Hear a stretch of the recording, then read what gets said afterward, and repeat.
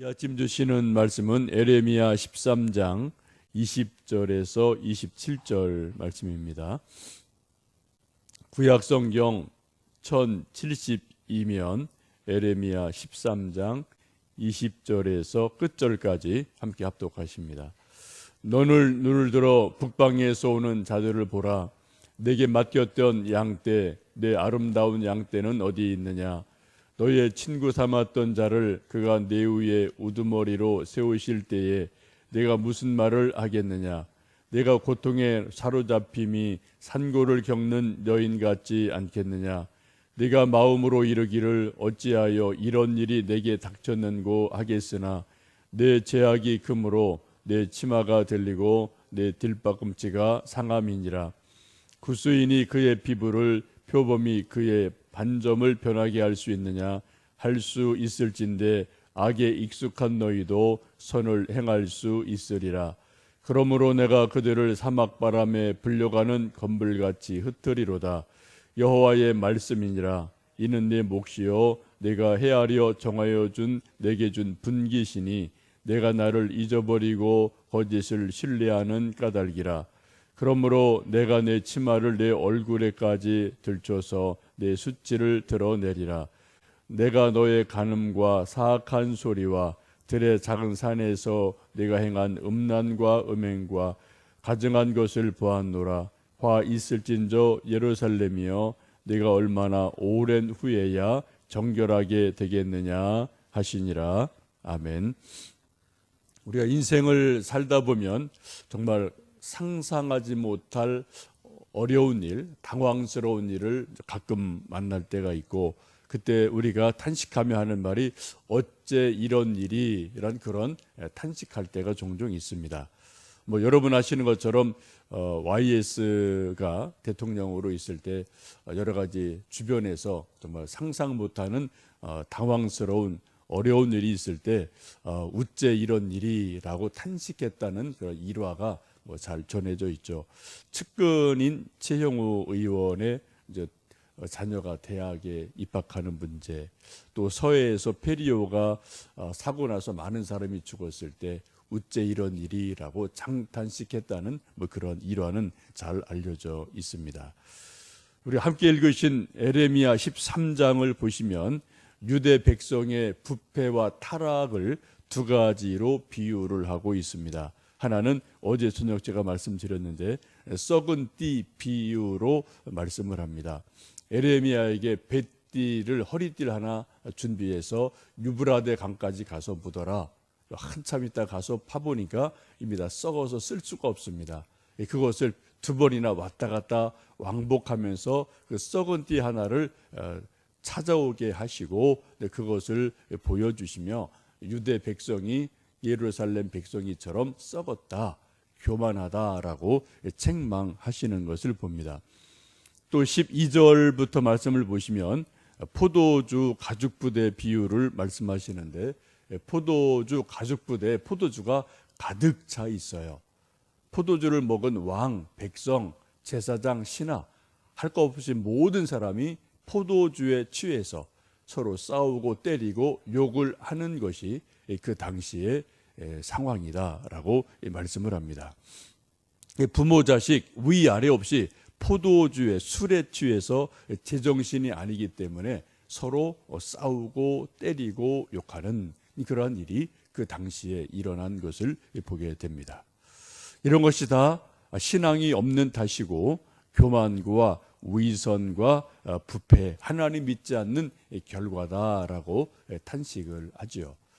우리나라 지금 여러 가지 상황을 보면은 이런 말씀이 맞지 않나 싶어요. 정말 정치인들 정말 가만히 보면 이 사람 저 사람 할 것 없이 모두 다 포도주에 취해서 뭔가에 취해서 하여튼 이렇게 저렇게 서로 손만 안 들었지, 하여튼 칼만 안 들었지 서로 때리고 욕하고 찌르는 것들이 지금 우리 시대의 지도자들이 거의 매일 하는 것, 그런 것이 아닌가 싶습니다. 오늘 읽었던 13장 20절 이하는 이제 이후에 북방에서 어떤 사람들이 오게 되는데 그들로 인해서 유대가 큰 고통을 당할 것이다 라고 말씀을 합니다. 그리고 건불같이 바람에 흩어져서 흔적도 없게 될 것이다 라고 말씀을 합니다. 이것은 바벨론의 포로가 되어 갈 것을 예고하는 말씀입니다. 이 포로로 잡혀가는 것이 얼마나 힘들고 고통스러운지 오늘 말씀 보시면 21절 보시면 내가 고통에 사로잡힘이 산고를 겪는 여인 같지 않겠느냐라고 말씀합니다. 마치 해산하는 여인이 그 고통 때문에 신음하고 아파하는 것처럼 유대 백성들이 포로로 잡혀갈 때 그 겪는 고통을 그렇게 힘들고 고통스럽다라고 말씀합니다. 이런 일을 당할 때 이 백성들이 그렇게 마음속으로 질문을 하고 궁금증을 갖게 되죠. 우리 한번 22절 말씀을 읽습니다. 내가 마음으로 이르기를 어찌하여 이런 일이 내게 닥쳤는고 하겠으나 내 죄악이 금으로 내 치마가 들리고 내 발꿈치가 상함이니라 라고 말씀합니다. 이런 포로로 잡혀가며 해산하는 여인이 고통당하는 것처럼 큰 고통을 당할 때에 이르러서 비로소 마음에 이르기를 어찌하여 이런 일이 내게 닥쳤는가, 어째 이런 일이 있지라고 탄식하며 여러 가지 궁금증을 자아내게 되게 됩니다. 우리 사람들은 대개 큰 고난을 당하기 전에는 그렇게 생각을 하죠. 설마 그런 일이 있겠어? 설마 그런 일은 없지. 설마 무슨 그런 말을. 이게 우리 사람들의 보통 하는 말이고 생각입니다. 근데 우리가 잘 아는 것처럼 우리 속담에도 있는 것처럼 설마가 뭐를 잡아요? 사람 잡아요. 설마. 근데 설마가 사람을 잡아요. 설마 하다가 큰 코 다치는 일이 우리 개인도 뭐 이렇게 저렇게 있고요. 뭐 우리 사회도 있고요. 우리 국가 민족도 뭐 그런 일이 뭐 역사적으로 여러 번 그런 것이 있었거든요. 가장 대표적인 것이 임진왜란이고요. 6.25입니다. 설마 임진왜란이 일어나겠어? 뭐 다 지금 똑똑한 사람들 다 보내서 다 보고 오게 했거든요. 다 정탐하고 다 와라. 보고 받았어요, 왕이요. 대신이 다 보고 받았어요. 설마 전쟁 안 일어납니다. 근데 어떻게 해요? 설마가 사람을 잡았죠. 우리나라 역사를 뒤흔들어 놓는 7년여간의 그런 임진왜란이 있었던 것을 우리가 너무나 잘 알고 있습니다. 지금 우리도 그렇게 생각할지 모르겠어요. 정치 지도자들이나 우리 백성들 마음속에 설마 핵전장이 나겠어? 설마 이북이 우리를 치겠어? 머릿속에 그런 생각이 왜 없겠습니까?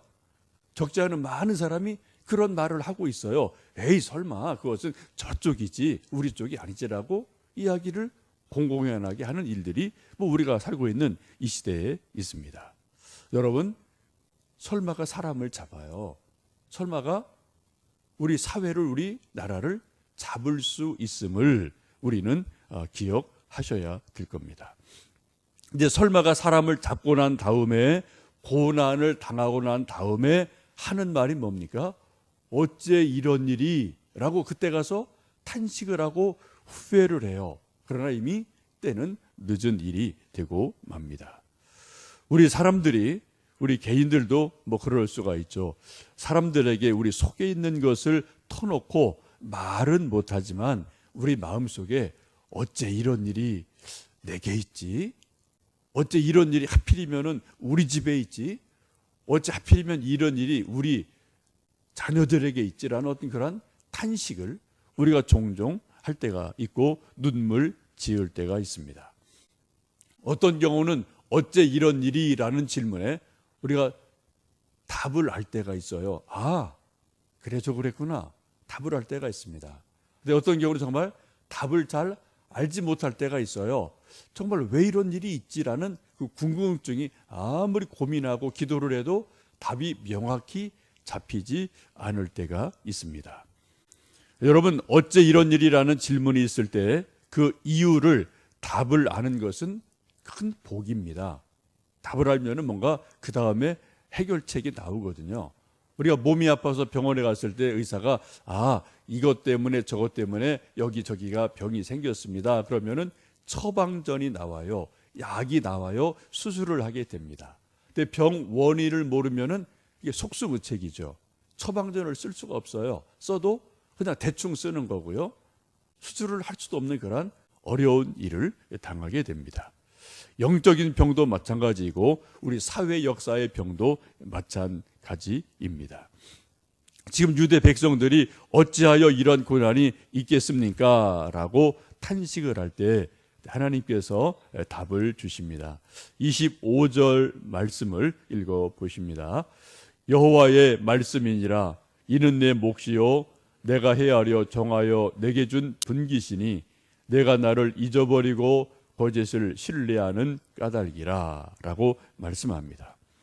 하나님 말씀하기를 장차 바벨론 포로로 잡혀가는 큰 고통이 국가적인 환란이 있을 것인데 죽임이 있을 것인데 왕조가 망하고 모든 사람이 다 포로로 잡혀가고 이 땅이 황무하게 될 터인데 그것이 뭐라고요?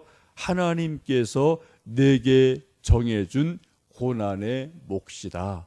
하나님이 유대 백성을 헤아려 보고 정하신 분깃이다라고 말씀을 하고 있습니다.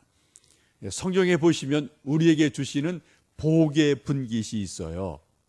솔로몬이 전도서를 쓰면서 우리에게 주신 분깃을 헤아려 즐겁게 살아라, 행복하게 살아라. 이미 우리에게 주신 크고 작은 복이 있으니 그 분깃을 잘 보고 감사해라, 즐겁게 살아라 라고 말씀을 합니다. 오늘 말씀 보시면 뭐가 있다고요?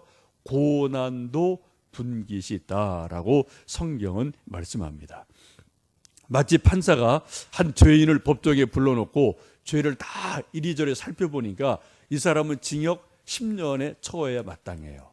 법에 의해서 다 이런 것을 살펴보고 헤아려 보고 이 사람은 징역 10년에 처합니다 라고 선포를 하고 방망이를 땅땅땅 두드리는 것과 같이 하나님께서 높은 하늘에서 유대 백성들을 살펴보시니까 이 백성들이 하나님을 전혀 신뢰를 안 해요.